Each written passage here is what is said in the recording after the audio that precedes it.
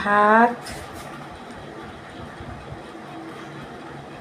পোস্তর বড়া, উচ্ছে ভাজা, পোস্ত বাটা, মটন, ডাল, আলু পোস্ত, মাছ, ডিম ছেলের জন্য, চিকেন স্যুপ, ভাত, দই, টক দই, লেবু, পোস্ত বাটা। এই আজকে আমার দুপুরের মেনু। চাটনি করা হচ্ছে না কদিন ধরে, ছেলে মিষ্টি আচার খাচ্ছে, ওই জন্য আর করা হচ্ছে না। বন্ধুরা, কেমন লাগলো আজকে দুপুরের মেনু আমার? মটন অল্পই আছে, জানাবেন অবশ্যই।